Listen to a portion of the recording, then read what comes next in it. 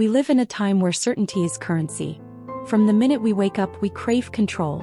Over our schedules, our careers, our relationships, even our emotions. We plan obsessively, set goals, read self-help books, and build digital lives designed to assure us that everything is under control. But beneath all of this effort, a quiet unease lingers. A feeling that something's still missing. That we're running towards something we never quite reach. In the Wisdom of Insecurity, philosopher Alan Watts gently cracks open the illusion of security and reveals a liberating truth. The only real life is the one happening now, and the only real freedom comes when we stop trying to control it. Published in 1951, yet as relevant as ever, this slim but dense book is both a spiritual reflection and a psychological exploration. It invites us to rethink everything we've been taught about happiness, identity, and the meaning of life. At its heart is a paradox. The more we cling to certainty, the more anxious we become. And it's in letting go, in embracing insecurity, that we discover true peace. Watts begins by observing that human beings are unique in their ability to imagine the future and reflect on the past. This mental time travel is both our gift and our curse. It allows us to learn, to plan, to dream, but it also traps us. We spend so much time trying to secure a better future or make sense of our past that we often forget to live in the present.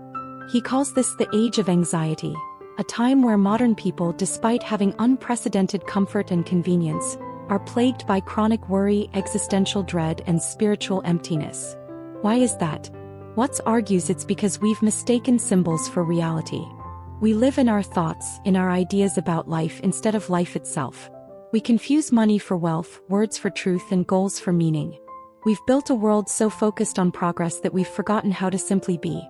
Religion, science, and culture have all contributed to this illusion, promising salvation or certainty, whether through heaven, data, or achievement. But none of these systems can deliver what we truly crave: a sense of lasting security in an inherently uncertain world. Watts is not anti-science or anti-religion, but he points out how both can become traps if we take them too literally. Traditional religion, for example, often offers hope in a future paradise, which keeps us waiting instead of living. On the other hand, science provides tools and facts, but it can't satisfy the soul's longing for connection and peace. Both become dangerous when they distract us from the here and now. He writes, "We are living in a perpetual tomorrow and a perpetual yesterday and are, in reality, never alive at all." So what's the solution? Presence. Awareness. The raw experience of this moment without clinging to what it means or what comes next. Watts emphasizes that life is not a problem to be solved, but a reality to be experienced. And that reality includes insecurity, impermanence, and death. Instead of resisting these truths, he urges us to embrace them. In fact, it is our resistance to change and uncertainty that causes suffering, not the uncertainty itself. Take the example of death. Most of us fear it because it represents the ultimate unknown. But Watts challenges this fear. He suggests that death is not the opposite of life, it's part of life. Just as we can't have up without down or light without dark, we can't have life without death. They are two sides of the same coin. In accepting this, we can begin to live more fully without fear. To live fully is to be always in no man's land, he writes, to experience each moment as completely new and unknown. This philosophy echoes ancient wisdom from Buddhism, Taoism, and other Eastern traditions, which deeply influenced Watts. He explains how the self or ego is an illusion, a mental construct created by memory and language. We often think of ourselves as separate entities, a me inside the body navigating the world. But this dualism is false. In truth, we are not separate from life. We are life. We are the universe expressing itself as humans. Trying to control life from the outside is like a wave trying to control the ocean. Letting go of the ego means letting go of the need to control. But this doesn't mean apathy or passivity. It means engaging with life directly, fully, and without armor. Watts compares it to dancing. You don't dance to get somewhere. You dance to feel the rhythm, to move with the music. Life is the same. It's not a race or a puzzle. It's a dance. And when we stop trying to choreograph every step, we find the grace in just moving. Watts also explores the theme of love and how it is distorted by our desire for control. We often confuse love with possession or attachment, fearing that if we don't hold tightly to someone we might lose them. But real love, he says, is about freedom. It's about letting others be who they are and trusting the flow of relationship. Just as a musician allows the song to unfold rather than forcing every note, lovers must allow the relationship to evolve without fear or rigidity. One of the most powerful ideas in the Wisdom of Insecurity is the concept of surrender, not as defeat but as liberation.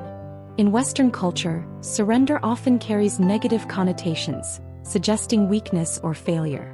But Watts reclaims it as a spiritual act. To surrender is to open yourself to the full range of experience, to stop clenching your fists and trying to hold on. It's about saying yes to life even when it's uncertain, painful, or fleeting. It's the opposite of resignation. It's radical participation. Surrendering also means accepting that you can't fix your inner life with willpower alone.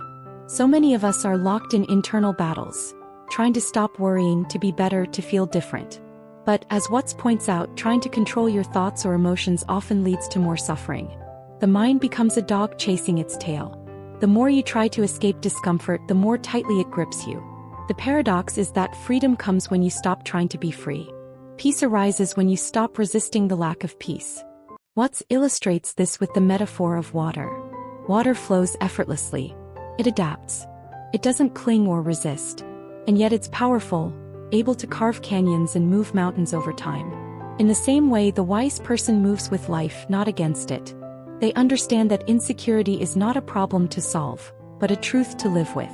It's only when we accept impermanence that we can appreciate what we have. Life is beautiful because it's brief. Each moment, once gone, never returns. This makes it sacred. This realization brings a shift in perspective. Instead of constantly striving, we begin to notice the taste of food, the feeling of breath, the sound of the wind. We stop trying to extract meaning from life and instead allow meaning to emerge through experience. Watts isn't suggesting a life of escapism or laziness. He's inviting us to engage more deeply, with ourselves, with others, with the world. But to do so, we must get out of our heads and into the present. He also warns against the trap of spiritual striving. In the West especially, spirituality is often treated as another form of achievement. Something to master, a path to follow, a goal to reach. But true spirituality, Watts says, isn't about getting somewhere. It's about seeing clearly. There is no final destination, no state of perfect enlightenment to achieve. The moment you try to grasp it, you've already lost it. The spiritual life is not a ladder to climb, but a circle to return to, again and again. To the moment, to the breath, to being. Toward the end of the book, Watts becomes almost poetic. He speaks of life as a spontaneous unfolding, a cosmic dance with no conductor. He invites us to look at the world not as something separate, but as something we're intimately part of. The trees, the stars, the laughter of a child, the pain of grief. All of it is part of the same mystery. And our role is not to master it but to marvel at it. To participate in it with open eyes and a soft heart. The Wisdom of Insecurity then is not a warning, it's a gift. It tells us that we don't need to have everything figured out. That it's okay not to know. That being fully alive means being fully here, even when we're uncertain, vulnerable, or afraid. It's a message of radical acceptance but also of deep empowerment. Because once we stop wasting energy trying to build walls against change, we can use that energy to love, to create, to connect, to live. In the final chapters, Watts circles back to the question of what makes life meaningful. His answer is simple but profound. This breath, this moment, this fleeting, imperfect, beautiful now. When we stop searching for guarantees and surrender to life as it is, we discover a kind of joy that's not dependent on circumstances. A joy that is rooted in being itself. Watts closes with a gentle reminder that insecurity is not an error in the human design. It's the very condition that makes growth possible. Without insecurity, there would be no learning, no art, no love. Insecurity is not something to escape, it's something to embrace. And in doing so, we don't lose ourselves. We find ourselves, not as separate egos grasping at control, but as living expressions of a vast and mysterious universe.